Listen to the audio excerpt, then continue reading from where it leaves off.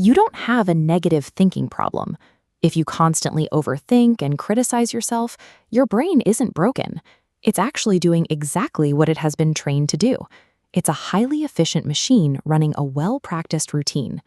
From a neuroscience perspective, the human brain is hardwired to scan for problems. It prioritizes threats, mistakes, and uncertainty because, historically, that is how we survived.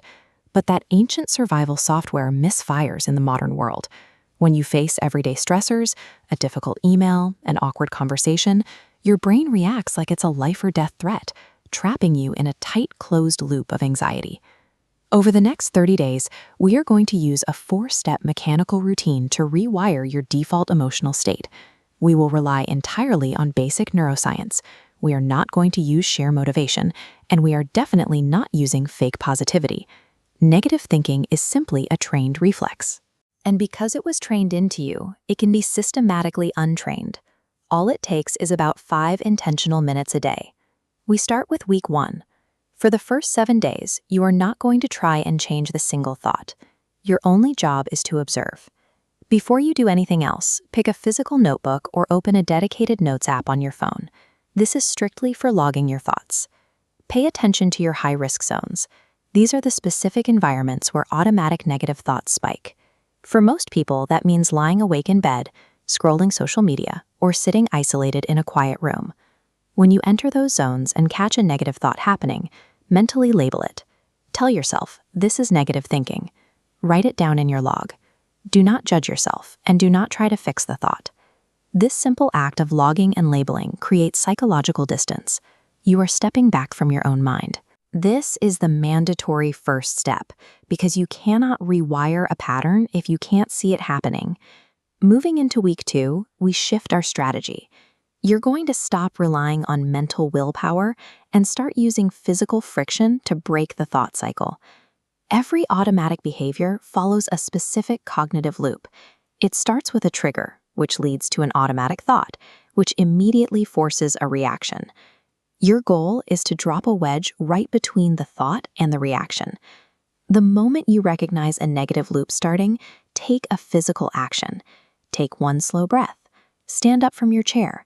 Shift your posture, or move your phone to the other side of the room. There is a strict neurological reason for this. Your brain struggles to maintain a specific mental loop when your somatic, or bodily, input drastically changes. This physical interruption does not erase the negative thought from existence. What it does is destroy the forward momentum required to turn that single thought into an emotional spiral. In week 3, we fill the gap. Now that you know how to interrupt the thought, you must replace it with a grounded alternative. If you leave a void, your brain will simply revert to its old habits. Do not use positive thinking here. If you try to tell yourself everything is great when it isn't, your brain will reject that extreme optimism as fake information. Instead, replace absolute statements with factual, limited ones. If your brain says, "I always mess things up," correct it to, "I made a mistake this time." If you're experiencing predictive anxiety and your mind tells you, "This is going to fail," swap it out for, "I don't know the outcome yet." This is called balanced thinking. It relies on logical neutrality, which is far easier for your brain to accept and integrate than forced joy. By replacing extremes with neutral facts, you correct cognitive distortion. You successfully overwrite the neural pathway without triggering your brain's internal alarm system for fake positivity. Finally, week 4. This is where we transform the conscious effort of the past 3 weeks into your new automatic default state, using a simple daily bookend routine. First, set a 30-second morning intention. Before you start your day, consciously tell yourself that you will notice and interrupt negative thoughts as they arise. Then, complete a 30-second evening review. Look back at your day and reflect on where you successfully caught your thoughts and where you reacted automatically. Do this entirely without self-criticism. These small actions might seem minor in isolation, but they compound neurologically over the course of a month.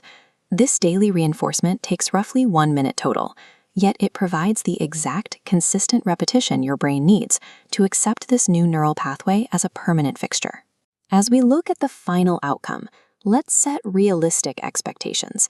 The goal here is not a mind completely free of negative thoughts. The goal is the total elimination of your automatic, uncontrolled reaction to them. You will experience relapses. That is inevitable. The danger is not the bad day itself. The danger is falling into the psychological trap of letting one bad day turn into a permanent behavioral collapse. When you slip up, you need to step back. Analyze the moment of failure from a distance rather than letting yourself be emotionally consumed. Treat these moments with clinical curiosity. Use them purely as data collection. Ask yourself what environmental trigger caused the reaction, and use that information to prepare for next time. There is no room for shame in data collection. So open your notebook right now. Write down your week 1 intention to just observe and officially start your 30-day timeline today. The ultimate advantage of this framework is regaining voluntary control over your attention. By following these steps, you take a chaotic, reactive mind and turn it into a highly structured tool.